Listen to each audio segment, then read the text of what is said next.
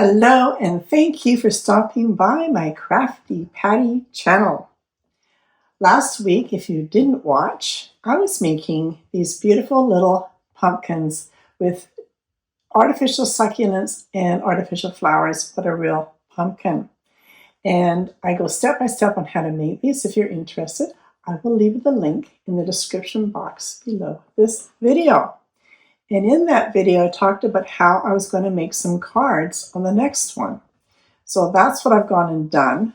In this video, you'll learn how to do all these fun backgrounds. And then on top, you can paint on some leaves.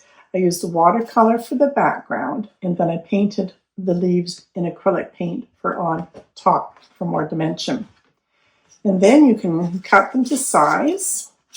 You can add backgrounds if you choose, and then mount them on cards like I've done here. And this is just the season to be grateful and thankful and hopefully to be together with friends and family. So that's what we've done. We've done a few different sayings here, so you can choose a saying. And I'm going to go over everything on how I get the wording on my card, how I punch out the holes, and how to do the embroidery. So stay tuned and let's make some beautiful cards together for Thanksgiving. Now, saying that, I did do these all in autumny colors, but you don't have to do that. You can turn them into any color and use them for any season, like this one here, all in purples and greens. Still beautiful, but you can use that all year round. So let's show you how to do this.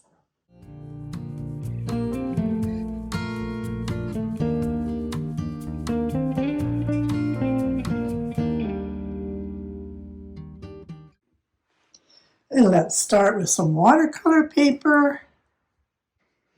And we'll tape it all down. So I went out into my backyard and found the leaves I could find out there, just an array of different stuff. I'm going to be using my Artistro little watercolor portable set for the watercolor. I've got my bucket of water, I've got a big paintbrush, and I've actually filled up some of my little painting palette here and the little wells with some water. Just going to spritz down my watercolors here, get them started. This is the fun one where you don't have to think too much. You can just kind of go loose and just have fun. So I'm just going to come into all my colors here, and I'm just going to keep making some little wells of color.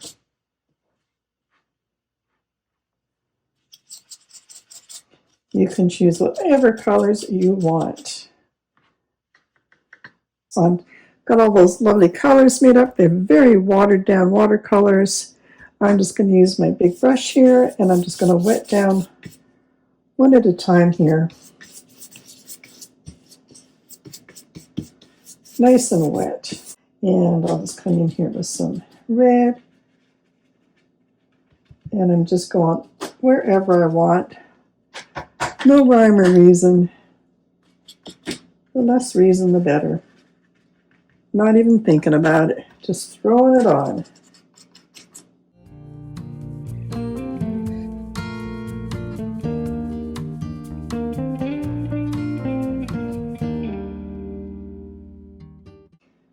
Okay, I've got some base colors down there. Let's come in with our pipettes and make it nice and wet. I'm just going to come in here and soak up some of the watercolor and just drop it on wherever I want it to go. And if you've got some running off, you can just pick it up off the edge. Just be careful not to over mix your colors because you're going to get browns. If you want it to run a bit more, come in with some water, spritz it.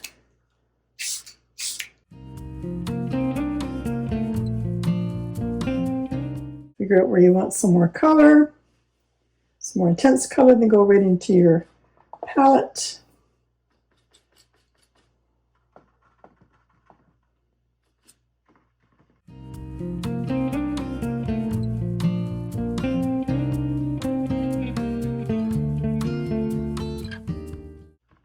Okay, it's good and wet. I'm going to place the leaves, and when I pop in that leaf, I'm just going to try to push it in with my paintbrush to get it to really stick to the watercolor paper. And come in on top with some more watercolor.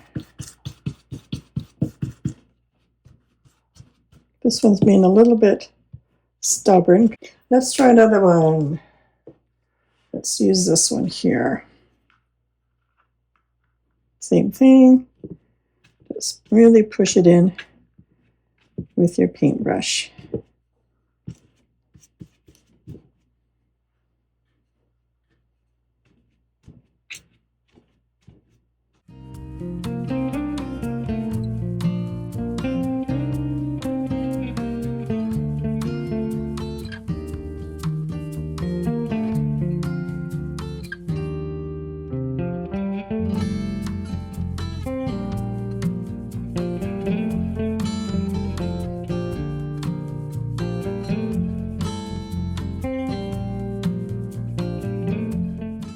Now that I've got my paper fairly covered in leaves, I'm just going to come in and grab some more paint in whatever color I want and just come in on top and paint over those leaves again.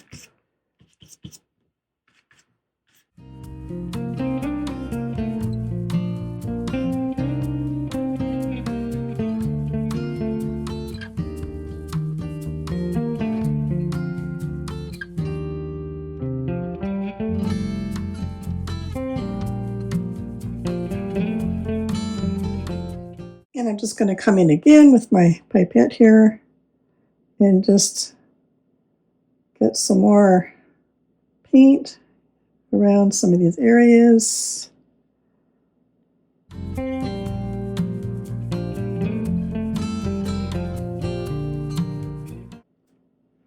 All right, we're going to let that dry. Slowly wet down my paper again. All teals and blues.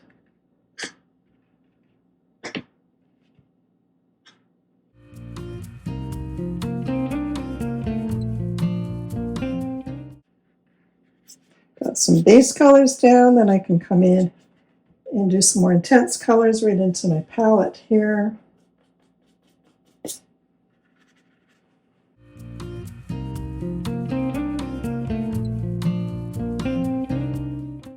And on we go again with wherever you want to place them.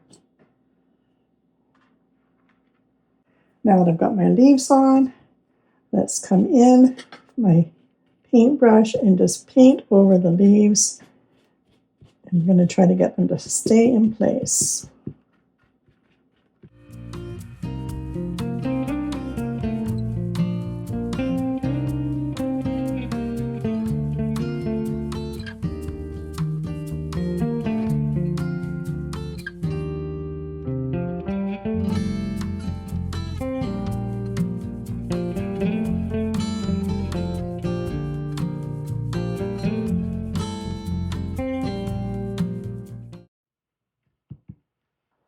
Okay, well, I think you got the idea. On this one here, I've done quite a bit of overlaying to see if that will help hold down some of the leaves to make a better imprint. And I'm now going to come again and just paint on top of each of these leaves. I'm going to forget about this, and then we're going to see what we've got tomorrow morning. And here we are the next morning. Let's see what we've got. Oh, that's pretty.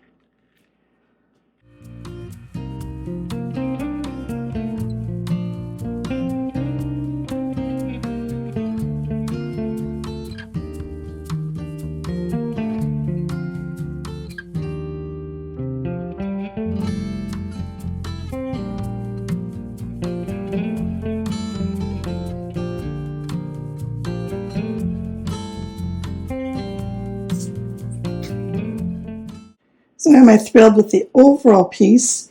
not my intention. What I was hoping for is to get some good backgrounds out of there. So if you take a little frame, and let's, for instance, down in here, if we grabbed, let's say, something like that,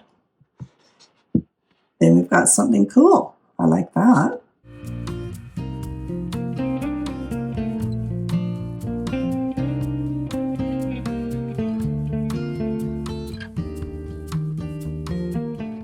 So what I'm wanting to do actually is take out this for my background, and then I thought I could do some embroidery on it.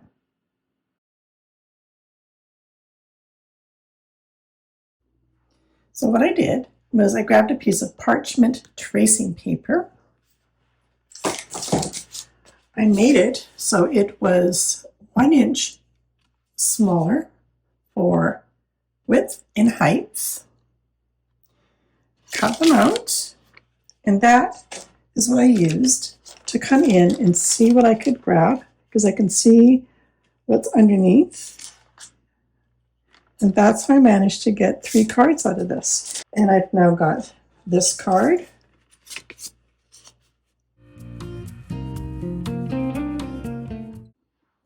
Or you could even put that smaller piece on a card as well. Do some mixed media, some doodling on that, and you've got another beautiful card.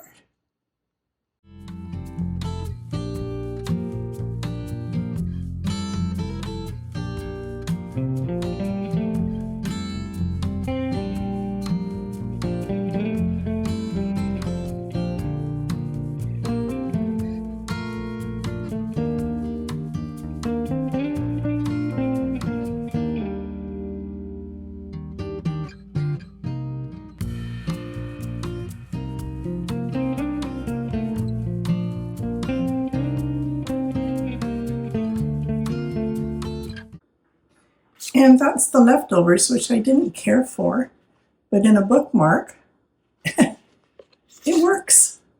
I'm going to make use of this full sheet because I can get 4 cards out of this one.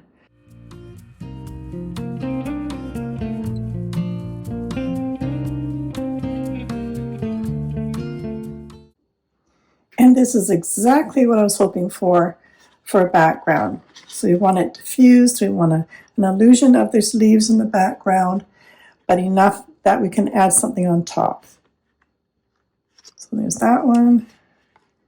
They all are going to work just lovely. It's exactly what I was hoping for. And I'm using the Recollections A7 envelopes with cards. Choose whatever type of double-sided tape you like. I quite often use the Scotch tape, or you can use the thin off the roll where you place it on and then peel back the backing. Or the easiest of all of them is use the glue tape ruler.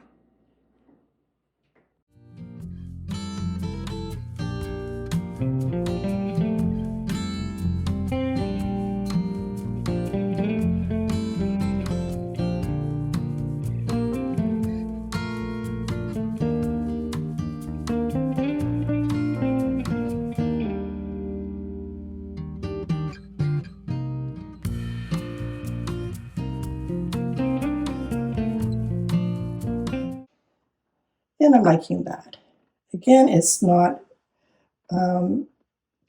exactly the whole print of the leaf, but it's enough to give you the image of a leaf, and that's exactly what we want for a background. We don't want it in your face. And there we have the painted leaves on with the acrylic paint on top of the watercolor background.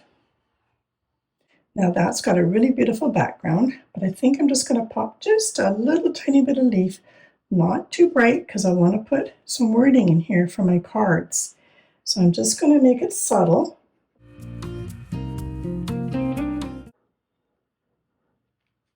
And perfect. Just a little bit of subtleness, and it actually almost looks like a stamp, but it was actually a real leaf. Now, if you're happy with your background just as it is, you can mount it on your card just like that with your double-sided tape. And You can choose to put a saying in here if you want to, but what I have done is, on this one, I have done some embroidery. So I put the word together in here in a chain stitch. So if you want to know how to do this embroidery, keep watching and I'll show you how to do it.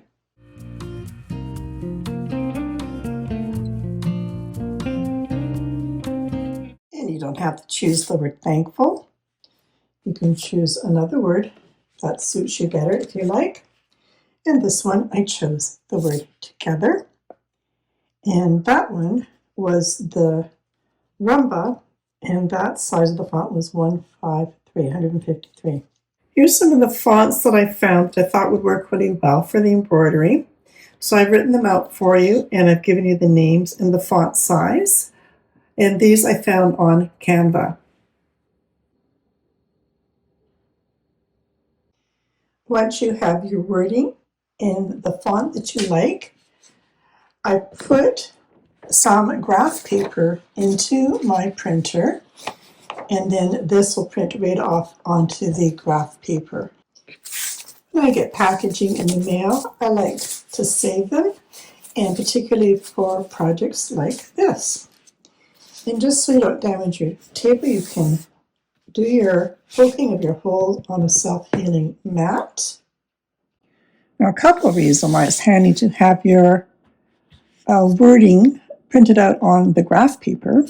For one, you can line it up so you're nice and straight. Now, you might not be able to see on camera, but right now I can see that my card underneath is right along this one line. So I know I'm straight on my card. I can always count my squares over as well. So now that I know that it's even on my card, now we're going to come in with an awl and we're going to punch holes so we can have a pattern to follow. And that's where another beauty of the graph comes in. We want to punch our holes approximately this 1/4 inch apart. So let's punch our first hole right here. And we're punching through our card. You can hear it hit. Just going to back you up here a bit. I had this all out for doing my last video with the pumpkins, and it's a pretty big awl. This is the one I meant to be using. It's a smaller one. So we're going to be using this one. So this hole won't seem as aggressive. I was using the wrong punch. Sorry about that. All right, so that's much better. Okay, so I've got my one there. Going over to the next one. There we go. Much better. You're just going through so you know that you're piercing the cardstock underneath. And again, this one here, I want a little bit of a corner on it. So I'm just going to add a little extra one here. And then I'm going to come into there. And then you just approximately try to get them all the same distance apart. And that will make your stitching look neater and tidier. So that's that part of it. Here's our last one here. It's a little bit below this line, so I'm going to bring this one just below the line here. We're going to punch right there. Again, below and here. And I'm sort of almost in the middle here, so I'm going to come about in the middle here. Just trying to get the spacing of our punches as consistent as you can. So once you've got all your holes punched, you're going to look at this and you're going to be thinking, oh my goodness, where am I going? So just use this as your guide. You can see where it came around like this. So there's your first one. And so we know we're coming around like this, and you're going to draw in your lettering. Just following the dots.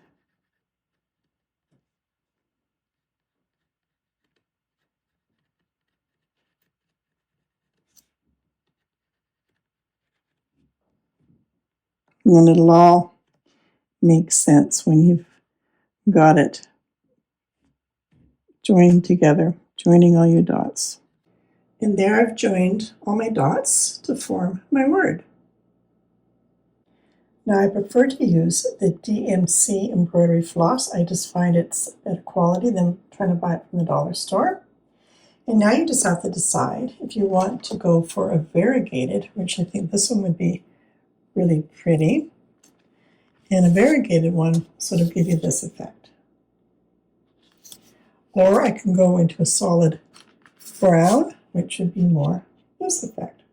This happens to be number 4140 in case you like this one. So find an end, leaving the plastic cover on your embroidery skein, and just we're going to pull out. And I have a sneaky suspicion that this one is going to do that. And you're going to pull out, let's say, pull it out once, twice. Oh, come on. And if you get lucky, you'll be able to pull out 4 lengths without it tangling up. For some reason, this one is not cooperating. So I'm going to stop there, and I might have to undo this, unfortunately, but you shouldn't have to do that. You should just pull out nicely. So let's cut this off where that is. Folding your embroidery floss over the eye of the needle, pull down really tight, slide it off, turn your eye of the needle so you can see through the hole. Place it over where your thread is behind, and that will come up through the hole. And unfortunately, I can't tell you the size of this particular embroidery needle because I don't have the packaging anymore, but basically, as long as you can get your 6 strands of embroidery floss through that eye of the needle and the shaft isn't too big, then you're good to go. Okay, let's have some fun. We're going to come in through our first hole, which is right there.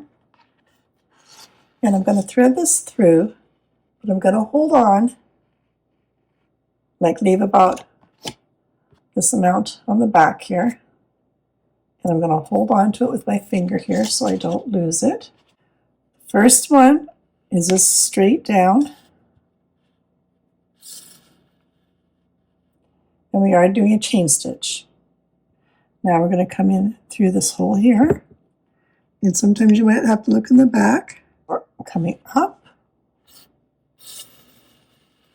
And now what we're going to do is we're going to pass our needle through that first stitch to make our first chain. Making sure that first one is held pretty tight. Then we're going to come back down through that same hole.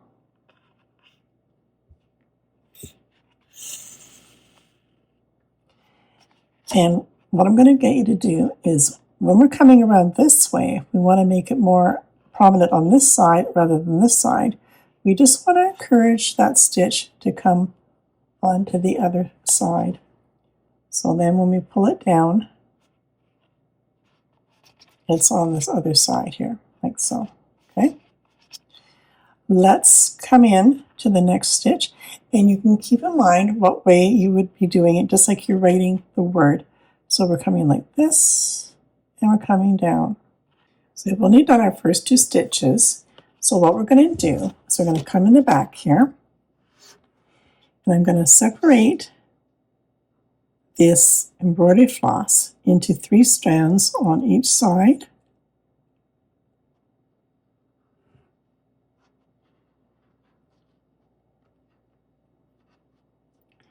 And I'll let that untwist. And then I'm just going to tie a knot into this first one. So right over left and left over right. And that will just help to hold that in place for now. So our last stitch came out from the back. So we're going to come out from the back to the front.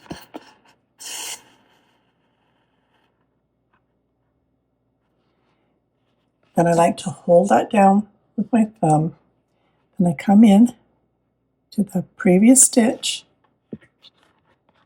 to make our chain.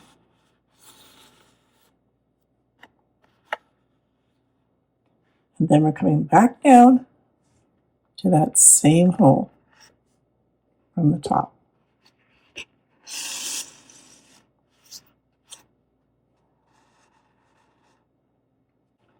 And sometimes I get lucky and I can see where my needle is going without having to look in the back. But if you need to look on the back, that's fine. Again, through those two.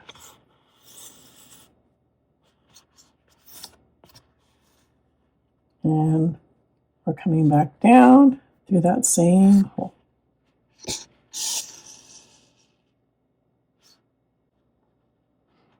Up to the next one. Again.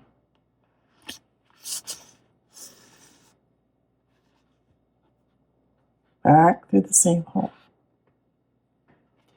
All right, so I think you kind of got it. So I'm going to speed this up a little faster, and I'll show you what we're going to do when we get to here, okay?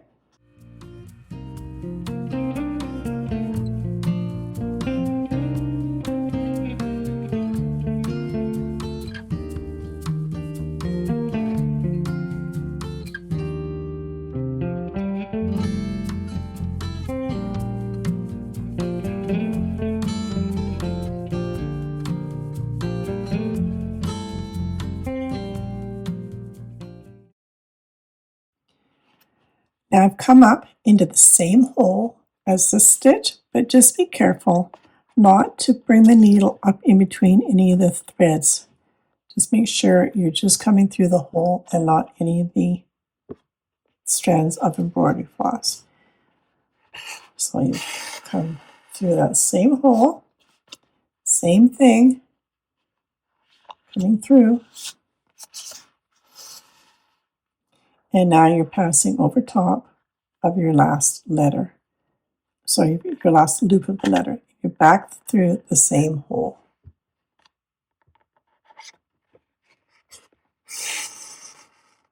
And now you've crossed over. Okay, so can you continue on?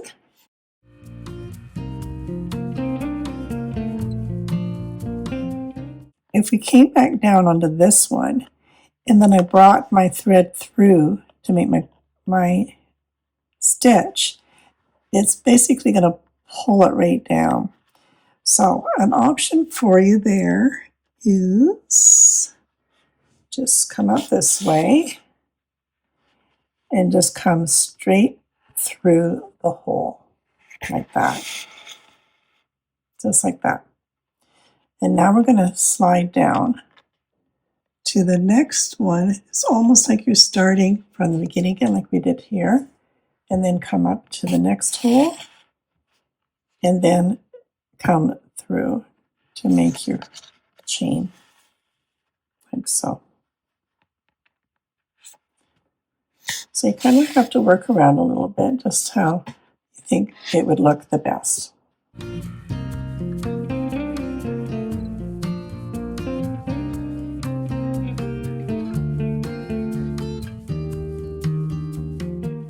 And we've completed our letter G. I'm going to just drag it up to that next hole and we can start our R. Again, you're starting from the beginning again, so we have to start with that one stitch, then come up into the next one, and then we're doing our chains. And this one, because it's got a little bit of a loop on the back, just make sure it's good and tight. You want to just get a little tug and make sure it's nice and neat and tidy.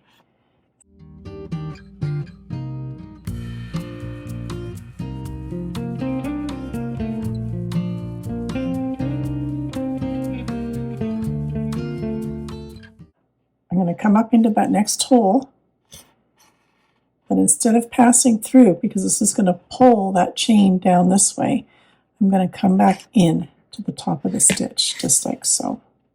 I'm going to come up into this one.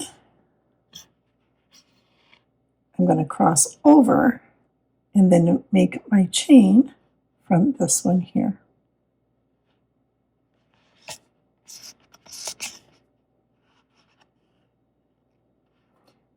Back down finish off our R.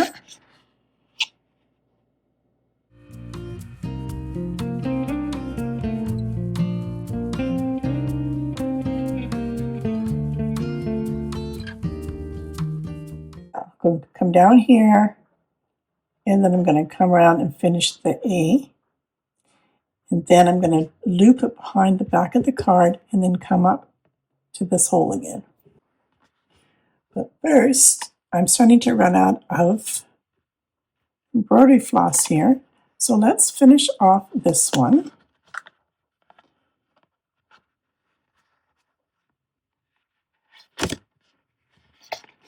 And let's take it to the back. And this is what I'm going to do on the back. So I'm going to slip through my last stitch here. Because I've left it with not much left, if you can't come this way to get through the loop, I know I can do it just. But if you can't, come through with the back of your needle, and then you've got enough thread to do your knot, you see? And that will tie it off. Just a little knot there. I'm just going to get another length of embroidery cotton, and then we'll start our next section. Now to start my next length of floss, I'm going to come up through my last stitch here, and you have a couple options here. You can tie it off like I showed you already, or you can leave out enough and just tie a knot. So to say, a lot of, what I call them, purists for embroidery people would say to me, oh, you never ever tie a knot in embroidery. And years ago, I never did. But this is just for a greeting card. So I'm okay tying a knot, because I don't follow rules. I never have, never do. If it works, it works.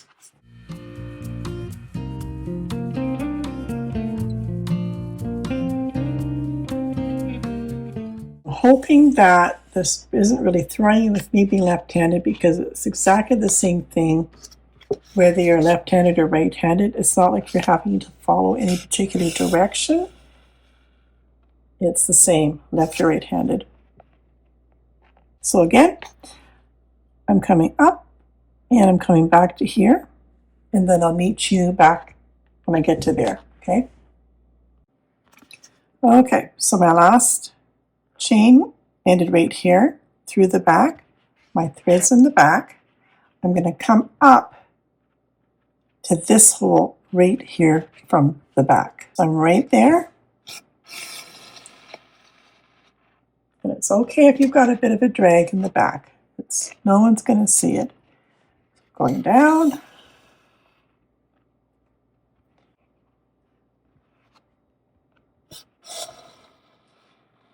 Now, what I am finding is that depending on whether you come through your last stitch from this way or this way, it helps a little bit for the rounding.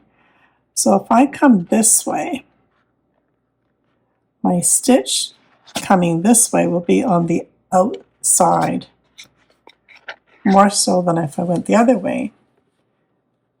So now I'm coming back down,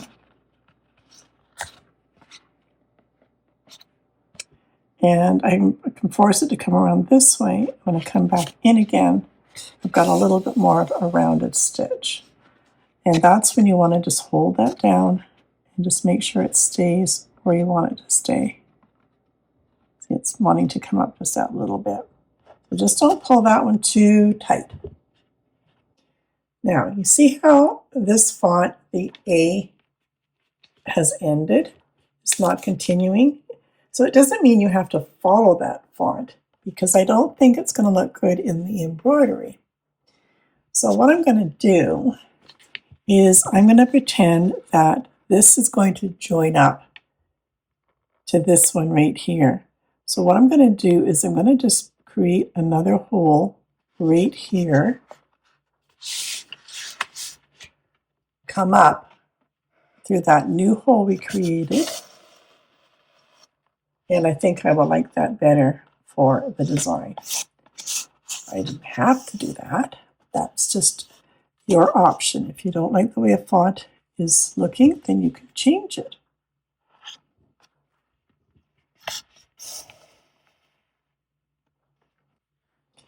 And now we have a Tita class. So you can decide what you want to do. I can just come right across like that, or I can come in to this stitch and make our chains. If you want to kind of carry on the same stitching, I think that will look better. So there's one chain there. And then I'm going to come across to this one. And I'm going to loop in to this chain. You just do what works. That's what we do. We change the rules, or we do it how it works for us. And that's another chain to make our T, like so. We're going to come back down and hit into this hole right here from the back side.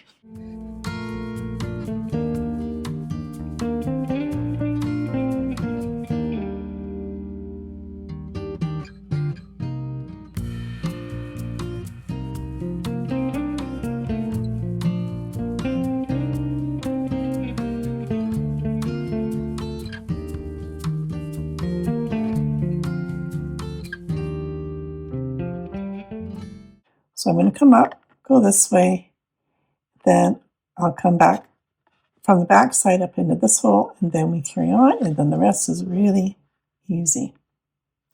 We can finish the F just like it is. Stop, we come up from the back, start fresh, and then we've got this, and down, and around. I do find this kind of hand stitching very meditative and very relaxing. It's a little different when I'm teaching it because I have to pay attention to what I'm videotaping and being in camera and everything. But if I'm working on one of these, I just take it upstairs while I'm relaxing, having a cup of tea, and I really enjoy it. And I think you will too. And you end up with a beautiful card like this. And there we have it. I've just done my last stitch, so we can tie this off like we did the other ones. And I've got lots of thread left over,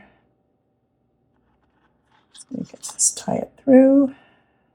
I'm just cutting off some little longer ends here.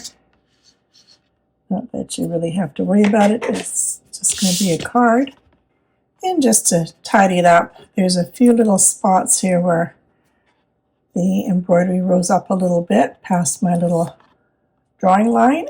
And I've got this little tiny art Tombow eraser. And it works great for getting into those little tiny spaces. And there we have the finished card with a little bit of a black border, and I'm quite happy with the variegated color of that embroidery floss. I think that worked out quite well. And there we have 4 beautiful cards with the backgrounds we made together, and then embroidering with the word of choice. Here's the grateful that we did together, and I've done it together, and there's a couple thankfuls.